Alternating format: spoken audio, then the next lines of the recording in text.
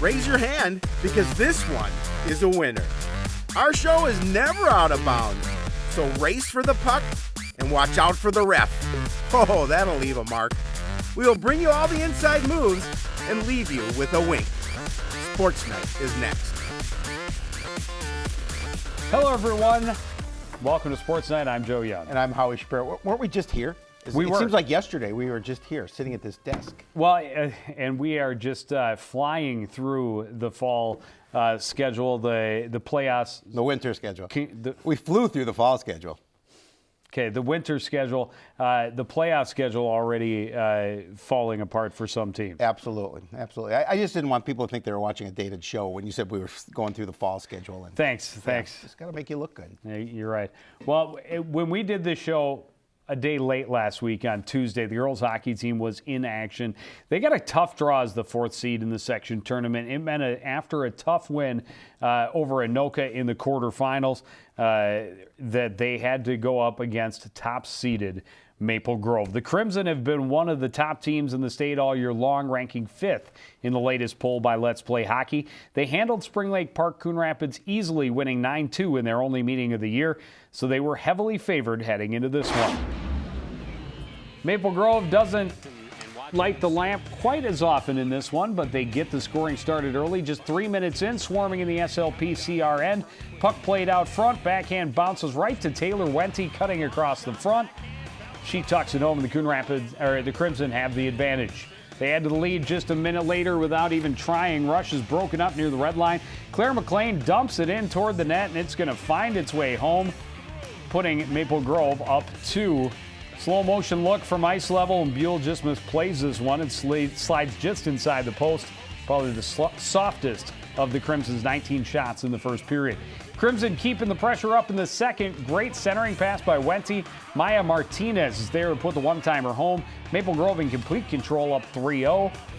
And they weren't done. Still in the second, great puck movement up and around. The initial shot is tipped across the crease. Haley Herdeen is at the back door to put it into the wide-open net. 4-0 after 2 with the shots at 38-16. They had one more in the final minute. Paige Casabo finds Wente streaking down the left wing. She gets in alone, nets her second of the night. Crimson go on to the finals with a 5-0 win. And Howie, this is a very good Maple Grove team. They beat Centennial 4-1 to get into the state tournament. They are ranked as the 4th seed in the state tournament, and they will get Lakeville South in the opening round. You know, I wasn't surprised that Maple Grove won. I was surprised the Cardinals were kept off the board. You know, this is I should say the SLPCR team, excuse me. This is a team that really scores the puck, and they've got a number of players. We looked at it I think we had 4 players with 60 to 40 points mixed in. A little surprised but you're right, Maple Grove, very good squad. Yeah, absolutely. They were fun to watch this season, and a number of those big scorers will be back, so they do have some potential coming back. Definitely a good combination, and what a season for Taylor Turnquist. Without a doubt. 68 points. Didn't even make the top 3 All-Metro teams. A little surprised of that as well. I was as well. I'm a homer, though. Right. The boys hockey team wrapped up its regular season schedule last week with a pair of tough games.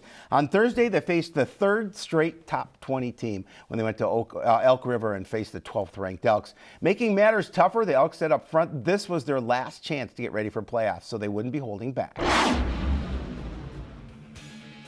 The Elks charge out of the gates and start the scoring just over 5 minutes into the first. Long stretch pass brings Jensen Zerban in alone. She sneaks a wrist shot through 5-hole, puts Elk River on the board. Less than 2 minutes later, great possession in the offensive end for the Elks. Logan Gackey feeds cross ice to find Benton Moss with a wide open net. Backdoor, it's a 2-goal lead. Just about midway through the first, pressure forces a turnover, then a great spinning backhand pass by Max Machalis. Moss nets another one. He had 4 points against the Cardinals. We're still in the first. Another feed to the high slot. This time it's Kyle Bolton receiving, waiting, and firing. It bears down. The Elks outshoot Coon Rapids 19-3 in the first period, have a 4-0 lead. Elk River power play early in the second. They work it down low. Good patience waiting for the passing lane. Machalis tips the shot home out front. Elks run away with this one. 10-0 was the final, Joe Young. That's bar down.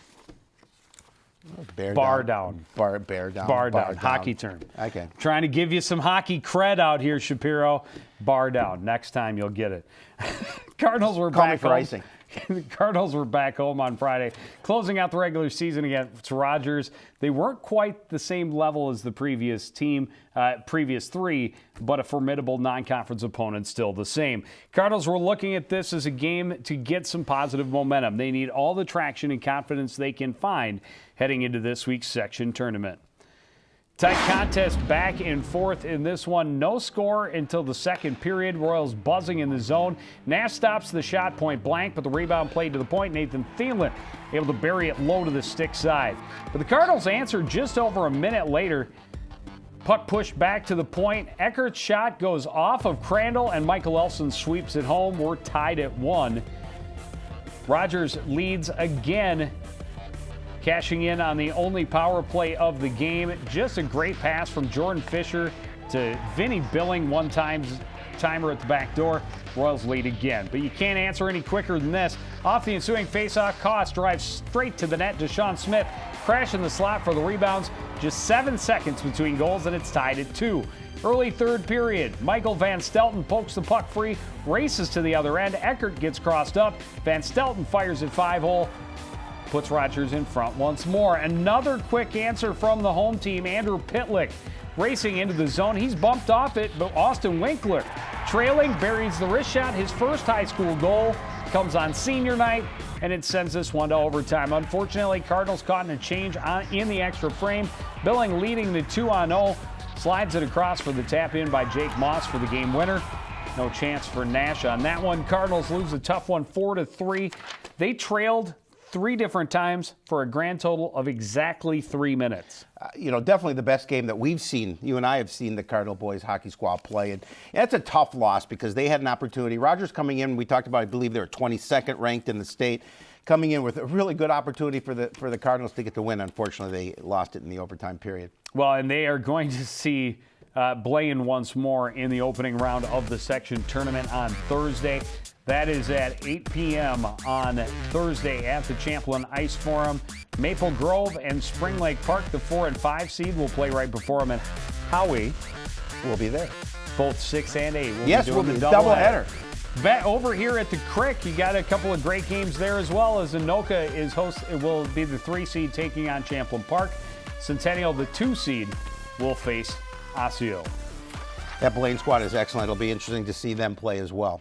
Well, and they beat the Cardinals 7-1. Correct. First time around, but something worrisome. I mean, you don't have a lot of scoring on this Coon Rapids team, and now Michael Elson probably not going to be in the lineup.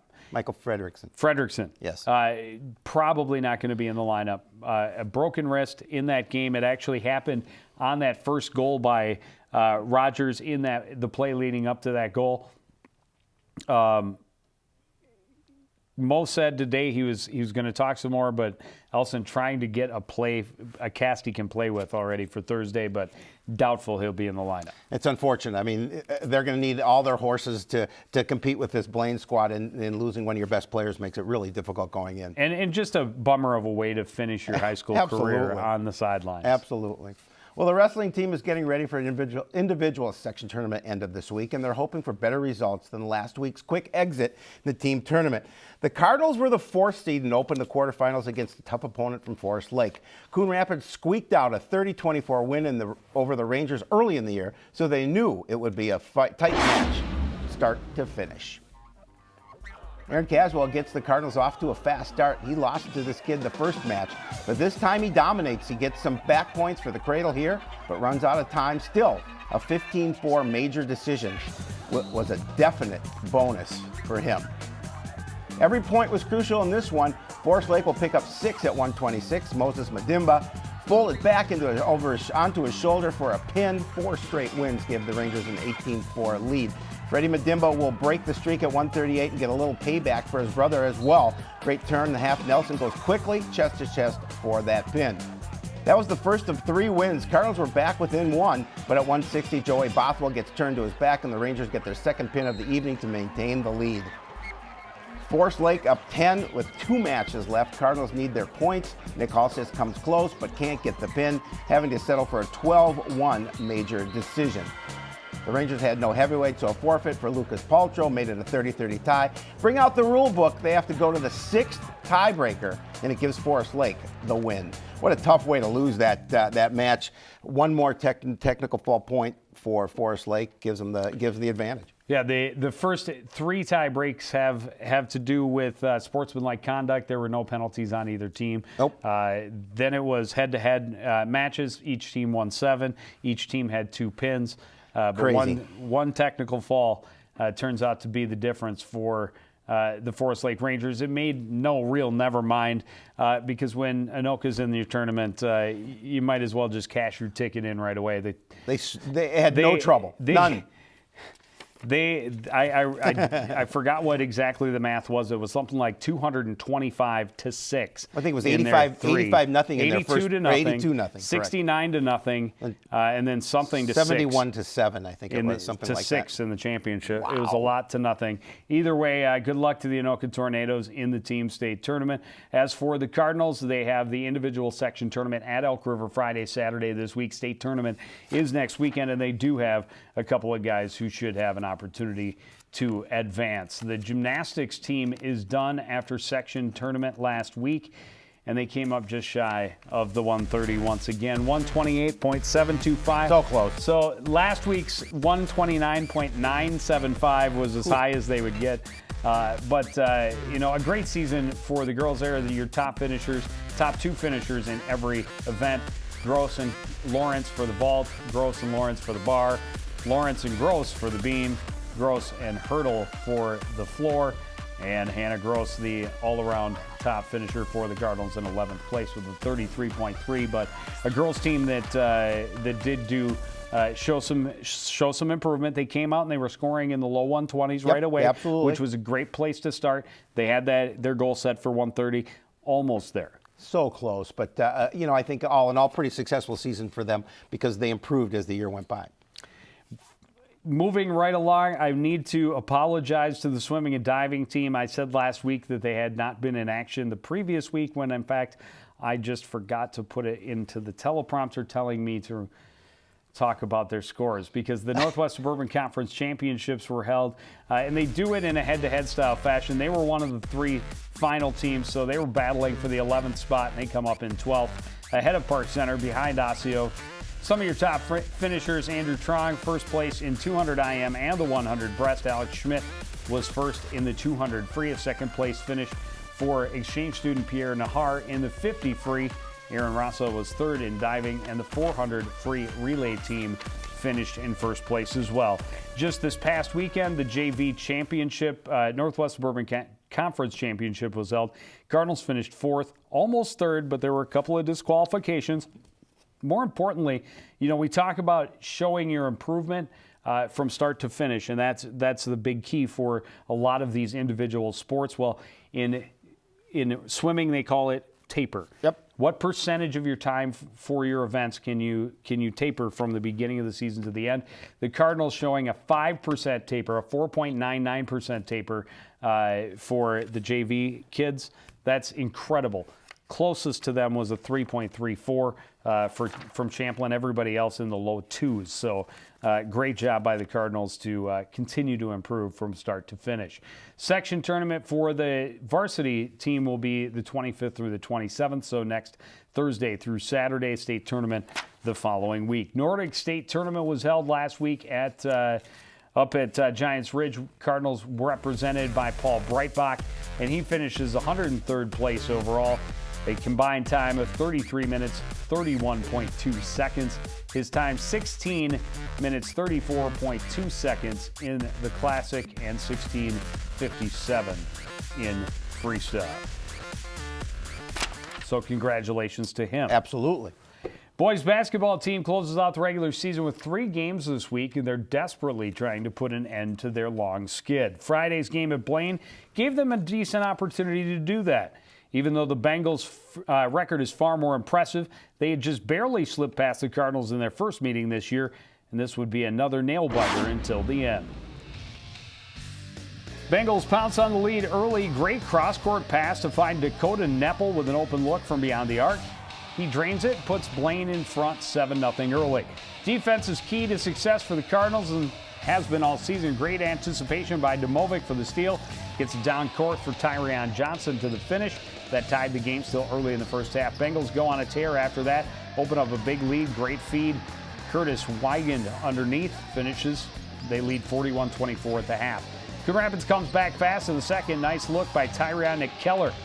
Hits the three. He led all scorers with 18. More defense. Kanagli Wanasamwe with the steal. Quickly down court to Armand Mr. Roper Thornton. He goes up strong. No call for the foul, but the bucket counts, and the Cardinals are within 5. Under 3 minutes to play. Keller working in the post. Fakes one way, then ducks under. And it's a 1-point game. Cardinals pressuring full court. Zach Baker breaks through the trap right down the lane for the basket and the foul. Bengals hold on from there, a 64-59 win. Yeah, give credit to the Cardinals, down 41-24 at the break. Really did a nice job outscoring the Bengals by 13 in that second half. But again, you get yourself in a big hole, makes it difficult to dig out of. But, credit to them just to lose by the small amount that they did, having been down so much. That's positive. Well, it is, especially when you have lost so many games, and it's so easy to hang your shoulders and say, oh, no, here we go again. But to come back from down 17, make it a game, and then the Bengals, hit some free throws down the stretch. They got within 5, I think maybe even within 3 in that game. So, yep, absolutely. Good effort. But a very busy week for them. They're at Maple Grove on Tuesday, at Centennial on Wednesday, and then they host Irondale in the finale. And the Irondale game, to be certain, is a game they're looking at as we have to come out and be able to play a complete game and show what we're capable of in the playoffs, be playing in playoff mode. They have to look at that as a playoff game. Without a doubt. And they have to take that little bit of confidence that they got from that, even though they didn't get the win, take it right into the section after the last few games. Well, the girls basketball team had a non-conference game last week as well against Henry Slively, and they came away with the win 51-40. Double-doubles for both Porish and Carver. Porish 23 points, 11 boards. Carver 11 and 11. And look at that, Caitlin Ackerman nearly had a double-double as well with 10 points and 9 boards. Marina Nyberg had 3 points and 5 helpers. You expect those kind of numbers from Porsche, but Carver be able to get a double-double. That's really important. And when I talked to Coach Peterson actually talked to her today for tomorrow's game, which we'll talk about, it was really important, and they hoping that she can carry that over into tonight's game. Well, the girls are hoping Wednesday's win could be the start of something, and they had a Blaine team coming in Friday that had lost 4 straight.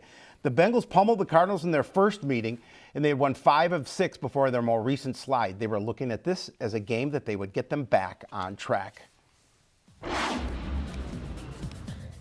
they learned early that there would not be a repeat of an earlier game. Cardinals bringing the pressure early.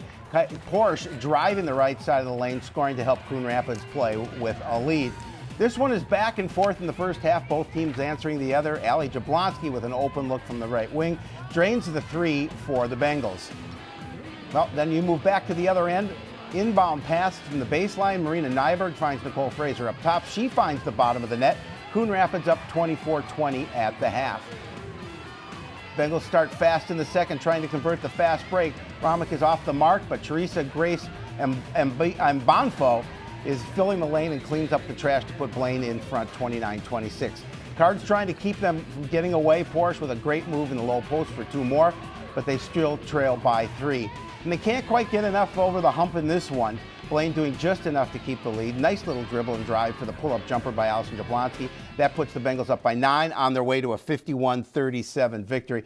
And Coach Pearson again said, indicative of the final score, they played really well. And they coming off that win over Irondale really felt that this team has maybe turned a little bit of a corner in terms of getting that winning attitude. Well, and again, it's going to come down to consistency. They have a few more games left. They have the same 3 the boys do this week, but flip schedule, so they're at home against Maple Grove on Tuesday, at home against Centennial on Wednesday, and then they're at Irondale. But then they have 2 more games after that. Correct. The following week to wrap up their season. But same story. A lot of inconsistency throughout the season. They need to get a consistent play out of everyone, and they need to get deeper contributions. No doubt, and we're going to be at the game tomorrow night against Maple Grove at home, and another opportunity for us to see this team. Maple Grove's coming in an opportunity that I think the Cardinals, if they play their game, they play well, they have that opportunity to win.